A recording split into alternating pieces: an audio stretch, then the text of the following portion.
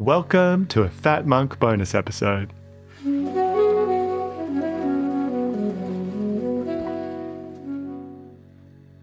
A short take on things Taoist. Written by Xiaoyao Xingzhe and read by Nick Dent.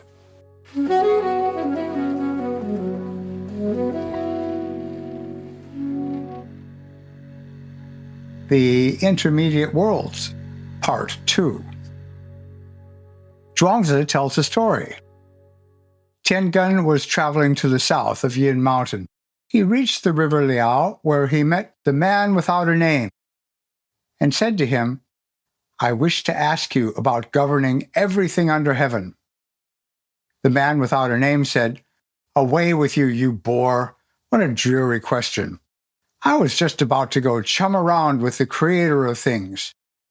When I get tired of that, I shall ride off on a bird formed from the unkempt wisps of air and go beyond the compass of the world and wander in the land of nowhere and the region of nothing, thereby taking my place in the borderless wild. Why do you come here to bother my mind with this business about ordering the world?" Let us now continue with our reading of Making Sense of Nonsense.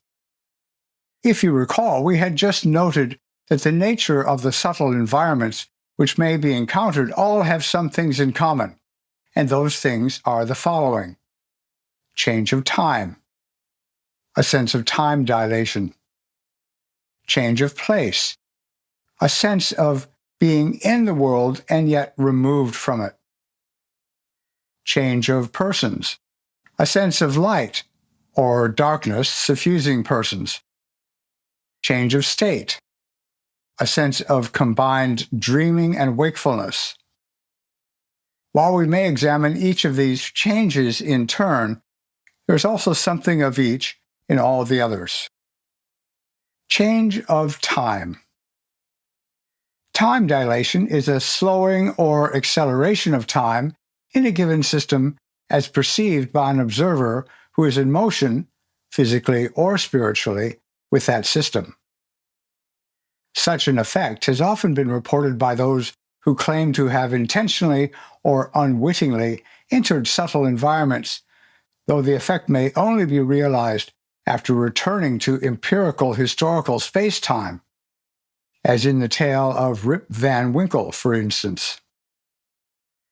Tolkien agrees that subtle realms, quote, open a door on other time, and if we pass through, though only for a moment, we stand outside our own time, outside time itself, maybe, unquote.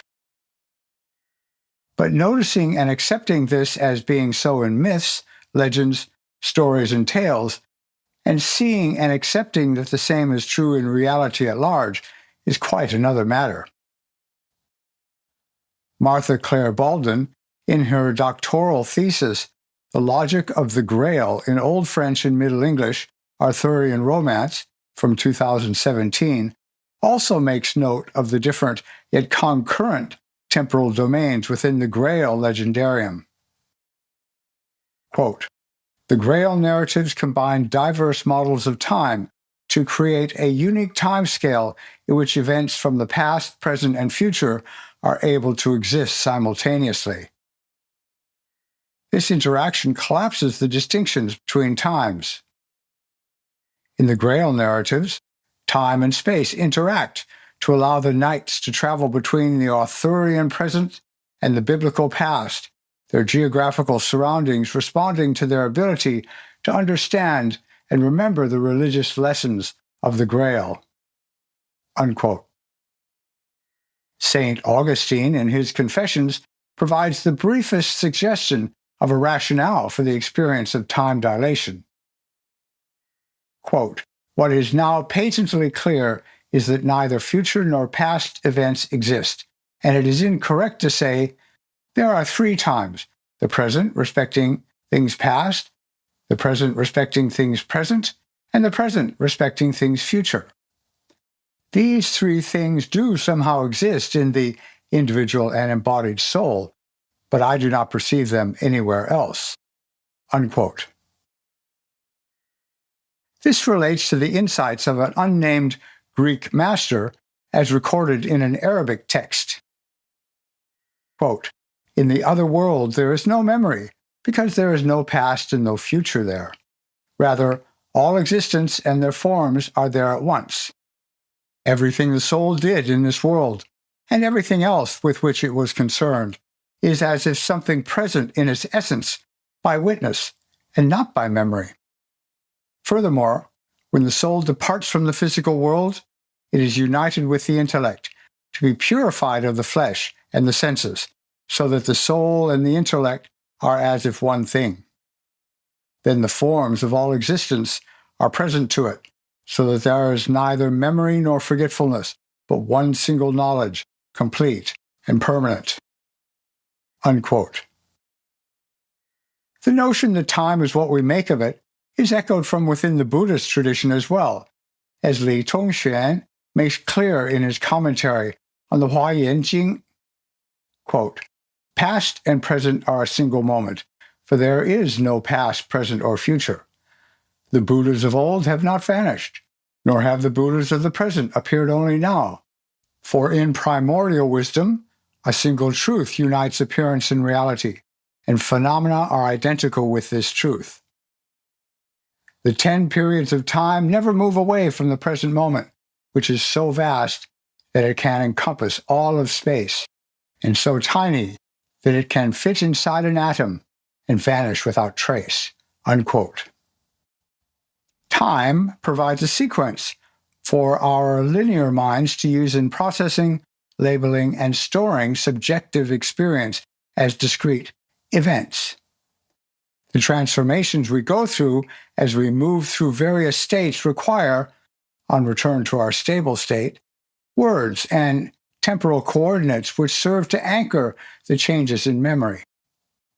The American journalist and science fiction novelist Frank Herbert cautions us about the trap our word-oriented mental frameworks impose. Quote, "Because of the one-pointed time awareness in which the conventional mind remains immersed, humans tend to think of everything in a sequential, word-oriented framework. This mental trap produces very short-term concepts of effectiveness and consequences, a condition of constant, unplanned response to crisis." Unquote. But what of the unconventional mind, free of the trap produced by such, quote, "sequential, word-oriented frameworks," unquote, and the, quote, "one-pointed time awareness," unquote, in which they immerse us?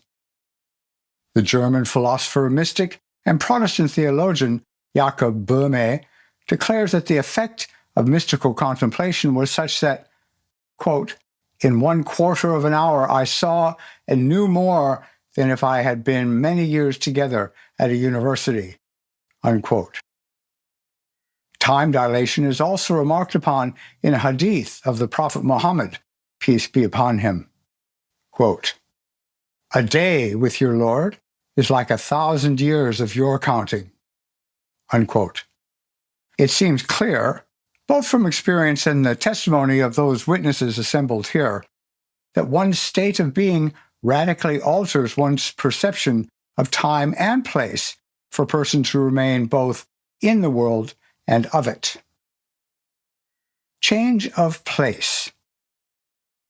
As just mentioned, in addition to an altered perception of time, one's sense of location, place, or space may also be subtly transformed. The lesser reason of the person trapped in sequential word-oriented frameworks and immersed in one-pointed time awareness is not able to perceive subtle realms clearly and consistently. This relates to what the contemporary Kabbalist Shemuel Avital wrote regarding what he referred to as, quote, "the jumping of the way," unquote, reinforcing the previous caution from Frank Herbert. Quote, "When one is in tune, one can be near and far in the blink of an eye, and so travel to realms that are still unknown to humans who are on the limited perception of appearances and so on, invisible to those who are still trapped in semantics and limited linguistics." Unquote. As with the perception of time, this alteration in the perception of place is tied to the state of the soul. The Ceylonese metaphysician Ananda Kumara Swami, paraphrasing Jakob Böhme, wrote that, quote, "Heaven and hell are everywhere, being universally extended. The soul hath heaven or hell within itself, and cannot be said to go to either when the body dies." Unquote. That is to say, natural and supernatural subtle environs are not post-mortem states or locations utterly disjointed from the empirical world and historical time, but are actually always with us because we are always with them, whether we are aware of the fact or not. The 13th century Sufi, Najm ad-Din Kubra, declared much the same. He stated that, quote, "The lower soul, the devil, and the angels are not realities external to you. You are them. So too, heaven, earth, and the divine throne are not outside you, nor are paradise, hell, life, or death. All exist within you, as you will realize once you have accomplished the initiatic journey and become pure." Unquote. Functionally, change in the sense of place is made manifest through the blending of imagination with sense perception, so that what is perceived through imaginative vision is given outward semblance and bodied forth for external perception via a purified and unified sensorium. The contemporary American philosopher John Sallis wrote that we should imagine what it might mean to sense imaginally, quote, "with such force as to bring forth what would, if it were an instance of sensing and not of imagining, be sensed. What would be sensed while also decisively exceeding sense." Unquote. Long before him, the philosopher-soldier Major General Ethan Allen Hitchcock wrote clearly, though circumspectly, regarding the function of the imagination. Quote, "There are those who believe that the imagination is a great creative power in the soul, which in itself is vague and unstable, and that it is the duty of the artist to regulate and fix it, and at last to exalt it into visible presence. When thus disciplined, it is supposed that the imagination may body forth the forms of things unknown, and give to airy nothing a local habitation and a name, far more enduring than the visible forms of external nature." Unquote. Henri Corbin declares, moreover, that, quote, "There is a spiritual place and a corporeal place. The transfer of one to the other is absolutely not effected according to the laws of our homogeneous physical space. In relation to the corporeal place, the spiritual place is a nowhere, and for the one who reaches Nakoja Abad, everything occurs inversely to the evident facts of ordinary consciousness, which remains orientated to the interior of our space. For henceforth it is the where, the place that resides in the soul. It is the corporeal substance that resides in the spiritual substance. It is the soul that encloses and bears the body. This is why it is not possible to say where the spiritual place is situated. It is not situated. It is rather that which situates. It is situative. Its ubi, where, is a ubi, everywhere. Certainly there may be topographical correspondences between the sensory world and the mundus imaginalis, one symbolizing with the other. However, there is no passage from one to the other without a breach. Many accounts show us this. One sets out. At a given moment, there is a break with the geographical coordinates that can be located on our maps. Typically, the traveler is not conscious of the precise moment. He does not realize it with disquiet or wonder until later." Unquote. In the Grail legends, the disciplined imagination and purified sensorium of the night allows for an enchanting of the landscape. The fact that change of place can be mobilized by spiritual vision is something that has been recognized, at least in literature, even by academic scholars like the aforementioned Martha Clare Baldwin. Quote, Gawain's inability to perceive the path of salvation offered by the Grail quest is reflected by his physical inability to find any path or adventure, leaving him to wander aimlessly through the unusually desolate wilderness of the Grail forest. Bore, Percival, and Galahad, on the other hand, each encounter a series of strange and allegorical adventures drawn from biblical sources and which, along with the immeasurable and pathless forest and the vast sea, form the landscape of the Grail quest. In the Grail narratives, the heightened sense of religious priorities mobilizes the Arthurian romance landscape. As opposed to remaining static, the geographical features of the Grail setting seem to move alongside the knights, constantly changing and transforming the shape of the landscapes through which the knights travel.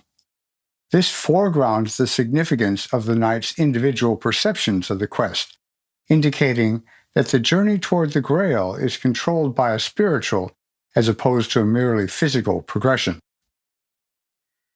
Conceptualizations of space in the Grail narratives illustrate the interactive relationship between spiritual and physical progress, a central part of the distinct logic. The physical landscape of a knight's journey becomes itself a demonstration of his state of spiritual understanding, while his ability to respond to the dialectic reasoning provided by the religious figures that he meets dictates the adventures that he will encounter next. This particular relationship between time, in the form of historical events, and space parallels that of medieval maps, suggesting a shared geographical imagination, which is exegetical rather than cartographical. Unquote. Change of person. Transformation of our person alters our perception of others as well. When looking at a person manifesting a harmonious being state, we may see, as Swedenborg has noticed, that they, quote, look indescribably beautiful. Love radiates from their faces, from their speech, from every detail of their behavior, unquote. It is important to understand what Swedenborg means in referring to spiritual or subtle beings. Otherwise, we may not understand the importance of this insight in relation to our thesis. Quote, when we are doing good things out of love and kindness, our inner self is in heaven, in a community of beings who do the same kind of good things as we do. Our minds are led into deeper things, and we become wise. Wisdom is seeking truth in its own light. We humans have lost our original depth, becoming more and more superficial, materialistic, and physical-minded, engrossed in the pleasures of material loves. Unquote. Swedenborg also speaks to the phenomenology of light for those doing, quote, good things out of love and kindness. Quote, in good people, or more properly for people acting from their spiritual nature, the inner part is in heaven with its light, and the outer part is in the world with its light. When this is our state of mind, heaven's light shines into the world's light, and our inner and outer parts work together, like a cause producing an effect. Unquote. He writes more on this elsewhere. Quote, we are created in such a way that we are in the spiritual world and the earthly world at one and the same time. And since that is how we are created, we are given an inner nature and an outer nature. An inner nature that allows us to be in the spiritual world, and an outer nature that allows us to be in the earthly world. For good people, or more properly, for people acting from their higher nature, their inner level is in heaven and its light, while their outer level is in the world and its light. Further, for good people, this latter light is brightened by heaven's light, so their inner and outer levels act in unison, like an efficient cause and its effect, or like what is prior and what is subsequent. For evil people, again more properly, for people reacting from their lower nature, though, Their inner level is in this world and its light, and the same holds true for their outer level as well. This means that they cannot see anything in heaven's light, while they are feeling, thinking, and reacting from their lower nature, only in this world's light. That's why heavenly matters are in the darkness for them, and worldly matters are seen in the lesser worldly light." Unquote. Swedenborg can also help us appreciate the states possessed by those who live in spiritual or infernal subtle realms. Quote, "The more we derive our thoughts and intentions from heaven, the more our inner spiritual self opens and takes shape.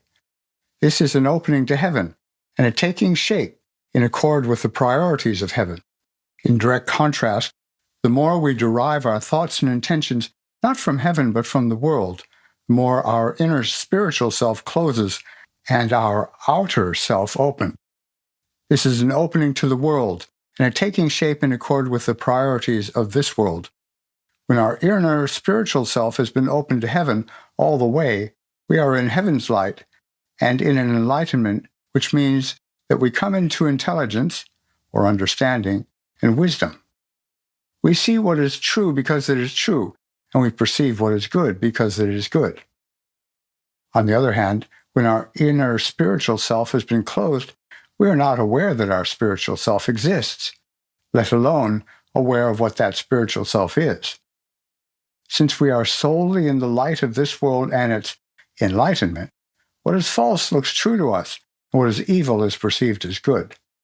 We refer to such people as sense-oriented, when their inner nature is so external that they cannot believe anything unless they see it with their own eyes and touch it with their own hands, and are, because of this narrowing in attention and potential, subject to misconceptions about everything."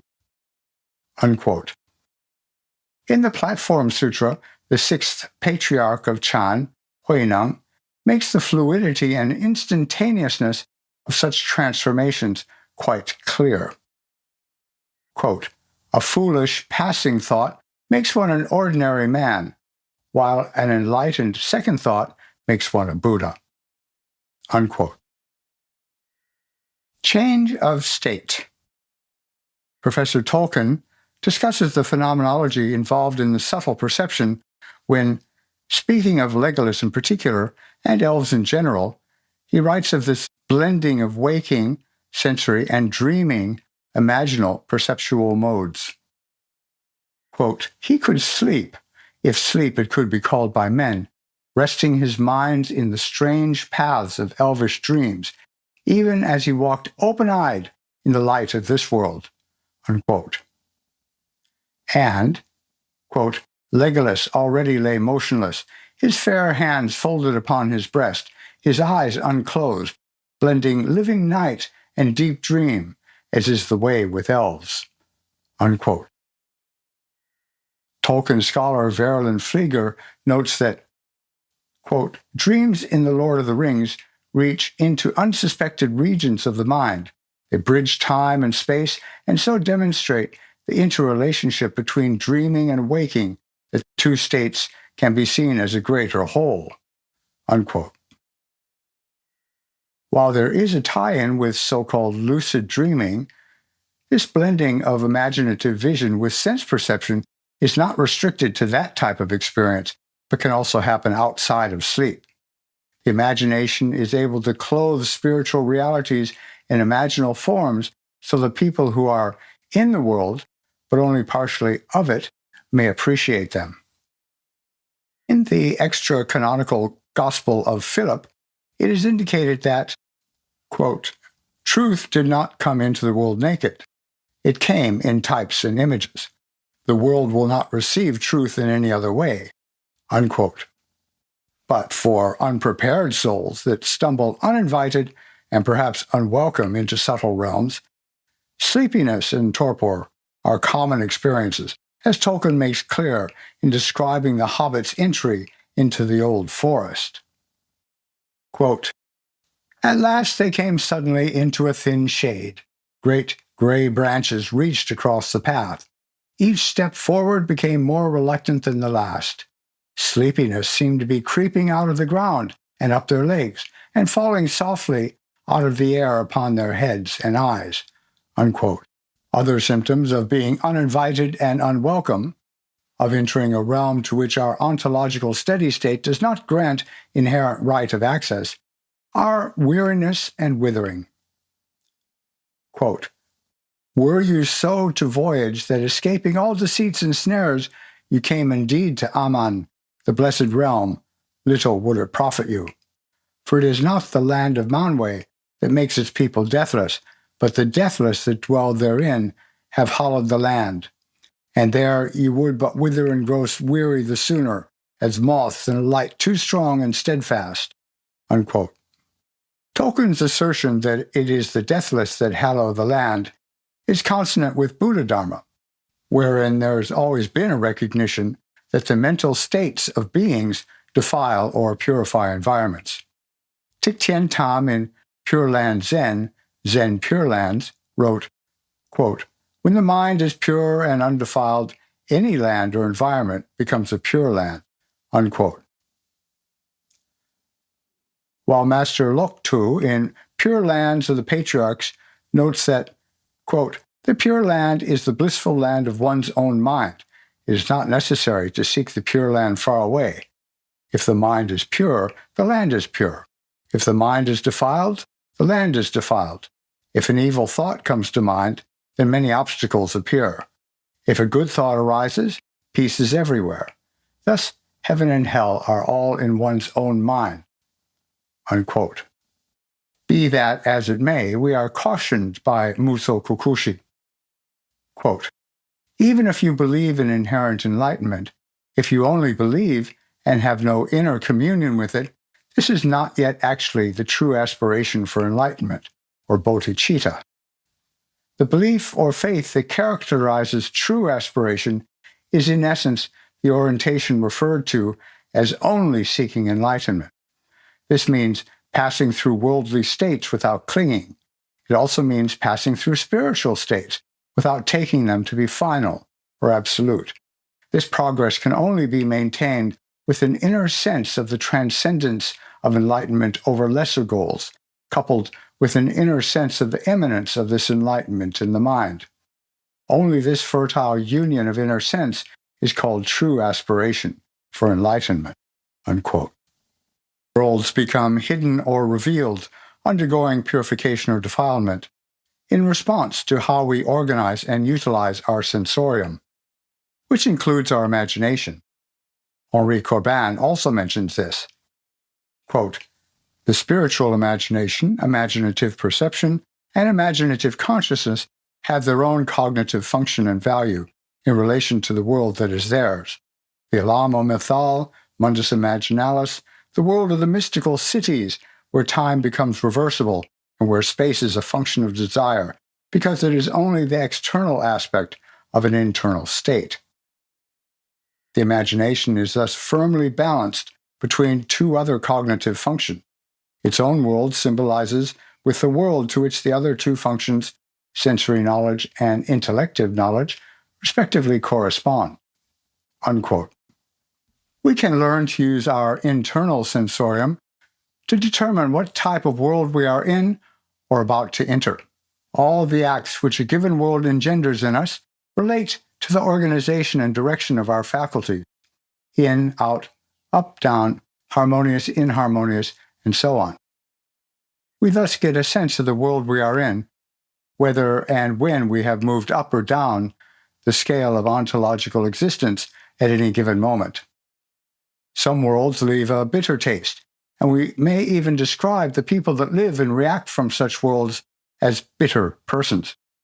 We should register the taste of the states we move through, as this data can be used to navigate while journeying. What's more, events cast their shadows before them, so we can pick up a foretaste prior to entering a world, because our faculties will have already begun the process of organizing themselves in such a pattern as will take us there. And we can become aware of this before we permit ourselves to enter the associated world or begin acting, or more likely reacting, from the accompanying mindset. This teaching is also consonant with Buddha Dharma, as Master Jin makes clear in discussing virtue and vice and their effects. Quote, "The seeds of karma include past, present, and future, intelligence and stupidity, virtue and evil. Virtuous people bring to fruition their seeds of virtue from the alaya, or storehouse consciousness, and in so doing, slowly transform the evil seeds into virtuous ones. On the other hand, if one nurtures bad habits or evil, the virtuous seeds will also become tainted." Unquote. We all have corners of our minds where darkness lingers and others where light enters. We thus always have access to devils and defiled lands, through which we endure hardships of our own making, as well as angels and pure land, through which we experience the bliss of inherent nature. But those who live in and from the Pure Land state are, as Tolkien tells us, persons of power in both worlds. Quote, "Those who have dwelt in the blessed realm live at once in both worlds, and against both the seen and the unseen they have great power." Unquote. This is suggestive of the person of Shinjin, Shinshin, who shares in the virtues of Amida Buddha, as Shinran Shonin, founder of what became the Jodo Shinshu sect of Japanese Buddhism, writes in his Hymns on the Pure Land. Quote, "Shinjin is the mind aspiring only for great enlightenment. The evil spirits that abound in heaven and earth all hold in awe the person who has attained it." Unquote. For people of a calculative and controlling mindset, things that have to do with heaven are dark, obscure, and painful, but things having to do with hell are revealed and lit with a false light. For this reason, in Lord of the Rings, having given in to the temptation to put on the ring during the attack of the Nazgul beneath Weathertop, finds himself in the shadow world of the Nazgul, and only leaves it when he hears himself calling the name of Elbreth. We have been counseled to be in the world, not of it. Swedenborg makes the utility of this injunction crystal clear. Quote, "Thinking spiritually is thinking about things as they are in essence. If our inner part is spiritual, we are actually angels of heaven." Unquote.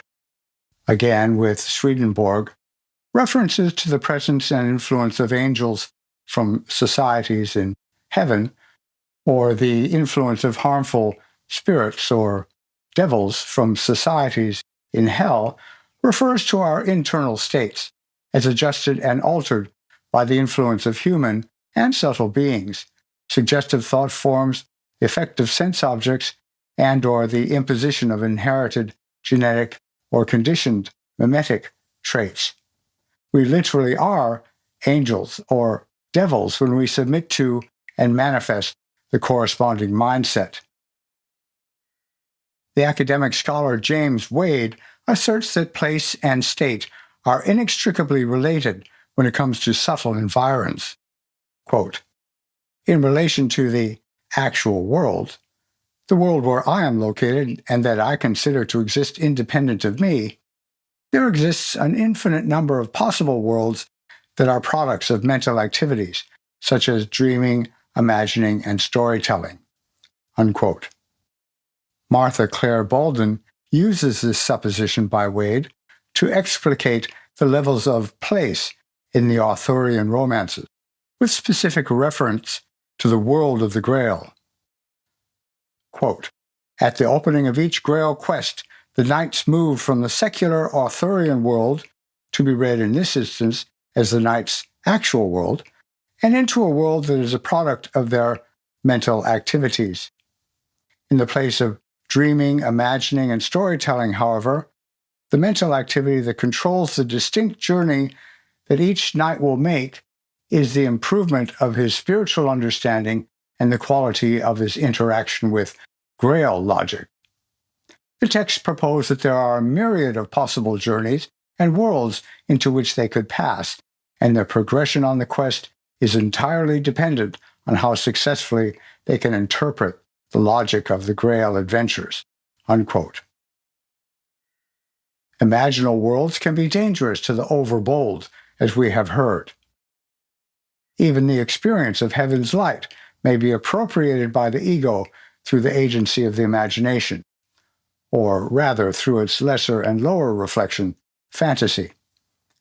Therefore, we must be on guard in all these transformations against the danger that the lesser reason and personal will of the individual will conflate itself with heaven's light and the divine will. If this happens, the self then takes up its own calculative and controlling desire and will and indulges in fantasies along the lines of those desires, and further inviting darkness to enter the heart and mind, inevitably taking credit for any imagined good it may think it performs, while justifying or rationalizing all the evil it actually does, usually by asserting that the end justifies the mean. Shinran Shonen relates a teaching about people of faith, resigned or entrusting people, assuring us that such people are grasped and led, such that the bits and rubble of their calculative minds are transformed into the gold of Shinjin, Shinshin. Quote, "The person who has realized true Shinjin, entrusting faith, is constantly protected in this life. These people are constantly illumined by the unhindered light. Light illumines the person of Shinjin always, without interruption, at all times and places. People who have realized Shinjin are not defeated or confused by evil demons, for they are grasped and protected, never to be abandoned." Coda. Tolkien would remind us that myths and legends and sojourns in subtle realms have a value and a purpose in our lives. They are a means of oriented toward the good, the beautiful, and the true. And though we may not yet have taken the path less traveled, it yet remains. Still, round the corner there may wait a new road or a secret gate, and though we pass them by today, tomorrow we may come this way and take the hidden paths that run towards the moon or to the sun. Thank you for listening to the Fat Monk podcast, produced by Ben Thomas with music by Flora Carbo.